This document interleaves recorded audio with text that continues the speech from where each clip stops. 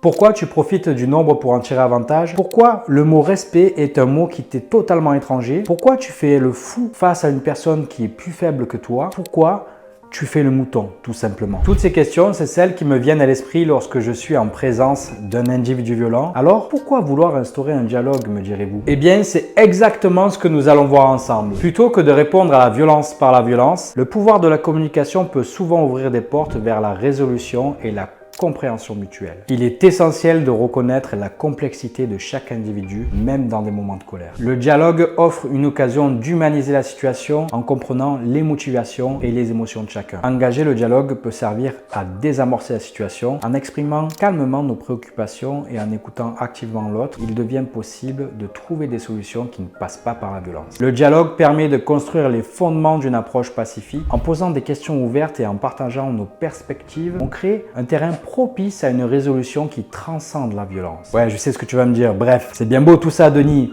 mais qu'est-ce que tu fais concrètement si on te provoque? Non, j'avoue, c'est difficile. Mais c'est pourtant bel et bien le calme que tu dois privilégier. Imagine, tu es à la caisse d'un supermarché et une personne te passe devant, te bouscule et te dit « Oh, vous pouvez pas faire attention là ?» Tu as trois options: laisser faire, répliquer verbalement ou agir physiquement. Chaque choix implique une réalité qui est la tienne. Je m'explique. En définitive, ça peut vouloir dire que tu n'y vois aucun inconvénient, que ça ne te dérange pas, tant sur le fond que sur la forme. Ou alors, ça peut vouloir aussi dire que ce qui se passe t'interpelle et que tu ne comptes pas en rester là, car c'est de ton respect dont il s'agit. Il y a également une fausse idée sur la loi du plus fort qui incite de nombreuses personnes à se comporter d'une manière différente en fonction de l'apparence physique de l'individu en question. Bien évidemment, c'est humain et plutôt sage quand on y pense, mais n'est-ce pas là l'état d'esprit dont manquent cruellement les gens en leur âme et conscience? Se sentir rassuré et en confiance au cours d'une situation quelle qu'elle soit est essentiel, et ce, pour plusieurs raisons. Tout d'abord, cette assurance offre un soutien émotionnel permettant à la personne de mieux accueillir le stress et l'anxiété qui en résultent. En fin de compte, la confiance personnelle peut jouer un rôle déterminant dans ta prise de décision. D'où l'importance de définir tes limites et de savoir très exactement de quoi tu es fait. Par exemple, si tu dois éteindre un feu, tu ne vas pas te servir d'un simple papier, tu vas plutôt te munir d'un tissu de fibres de verre. Maintenant, la grande question, c'est pourquoi éteindre un feu lorsqu'il te consume? Ah, je joue un peu avec ton cerveau, j'avoue.